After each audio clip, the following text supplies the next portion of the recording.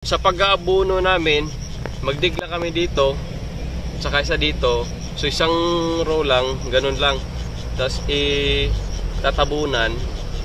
Kasi yung mga root hair ng pechay, lalo na pag ganito nakalalaki o ganito na yung edad, is umaabot na yan sa gitna, mga ka-agri. Walang problema na yan kahit medyo malayo na siya, paglagay mo ng abuno, kakainin pa rin niya ng halaman. Hello, good morning mga ka-agri, mga ka-farmers. So for today's vlog, for today's video is, di ba kanina mga ka-agri, mga ka-farmers, yung topic natin is true direct seeding. So ngayon is papakita ko sa inyo yung extra or sayang na mga punla so tinanim natin through transplanting, mga ka-agri. So ito na ngayon yung transplanting, nasa likod ko mga ka-agri. So yun, so estimated kung ma-harvest to, nasa lagay na lang natin 400 to 500 kilogram kung malalaki yung yung pechay, isang pechay average ng 8 isang kilo, 10 to 8 pieces isang kilo, mga ka-agri. Yun yung average natin makukuha natin doon. So ito ngayon mga ka-agri, so ito na yung resulta ng transplanting natin. So yung kanina is malalaki sila, mga ka-agri. So ito ngayon is kumbaga uniform yung laki, mga ka-agri. Kasi nga may medyo maliit, pero sabay-sabay ito pag-harvest.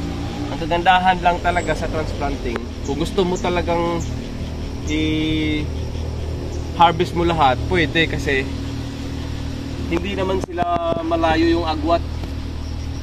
Tulad ng direct seeding, meron siyang maliliit, merong malaki, at meron nang pwede nang ma-harvest, mga ka-agri.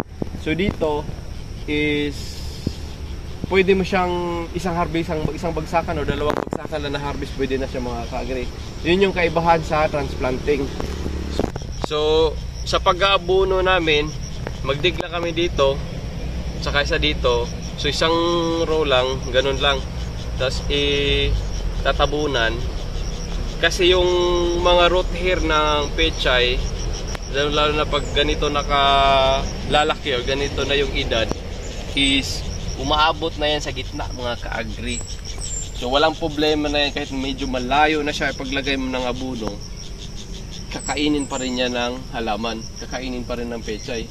Unlike kung maliliit pa siya, pero pag ganito, pwede na siya, mga ka-agri.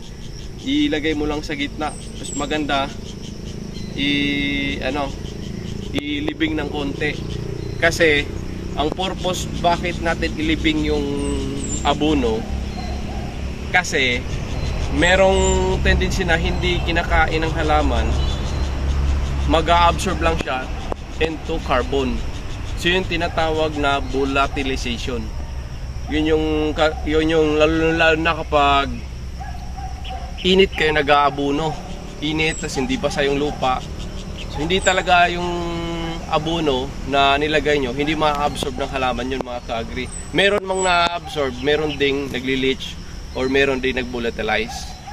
Kaya yung lagi kong pinapractice sa mga tanim namin is nilalagay, pag ganito ng edad talaga, binubutasan namin sa gitna.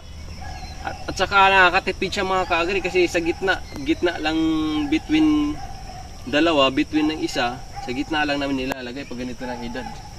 Nakakatipid kami sa abuno, then swak na nakakain talaga nila, kasi hindi na magli-leach at hindi ma-volatilize, kasi natabunan ng lupa, na-absorb talaga, mga ka-agri. So ito, by next week pwede na siya abunuhan namin.